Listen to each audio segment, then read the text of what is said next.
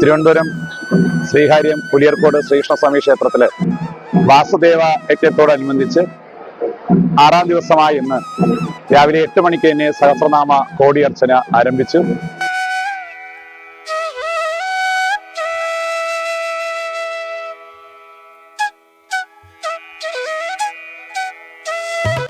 തിരുവനന്തപുരം പത്മനാഭസ്വാമി ക്ഷേത്രത്തിലെ പത്മനാഭ ക്ഷേത്ര ഭജന മണ്ഡലിയിലെ ആൾക്കാരെല്ലാവരും കൂടി വന്നിരുന്നു.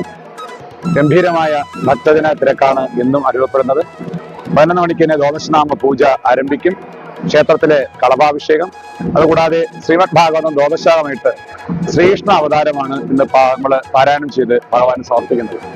വാസുദേവ യജ്ഞത്തോടനുബന്ധിച്ച് ഇന്ന് ഗോവർദ്ധന പൂജ, പർവ്വതത്തെ പൂജിക്കുന്ന ചടങ്ങാണ് ഇന്ന് വാസുദേവ യജ്ഞത്തോടനുബന്ധിച്ച് നടത്തുന്നത്. അതിമനോഹരമായിട്ടുള്ള നിമിഷങ്ങളിലൂടെ കടന്നുപോകുന്ന ഭക്തിസാന്ദ്രമായ ഈ ധന്യമുഹൂർത്തത്തിൽ ഒരുപാട് ഭക്തജനങ്ങൾ നിത്യവും വന്ന് ഭഗവത് ദർശനത്തിനായിട്ട് ഇവിടെ ക്ഷേത്രത്തിലെത്തുന്നുണ്ട്. ഈ മഹത്തായിട്ടുള്ള യജ്ഞം എല്ലാ ഭക്തജനങ്ങൾക്കും ജീവിതത്തിൽ ഒരു ആത്യന്തികമായിട്ടുള്ള ആധ്യാത്മിക അനുഭൂതി ഉണ്ടാക്കുന്ന ഒരു യജ്ഞമാണ് ഇവിടെ നടക്കുന്നത്. ഈ ആധ്യാത്മിക അനുഭൂതി, ആത്മനിർവൃതി കൈവരിക്കാൻ എല്ലാ ഭക്തജനങ്ങൾക്കും ഈശ്വരൻ അനുഗ്രഹിക്കട്ടെ.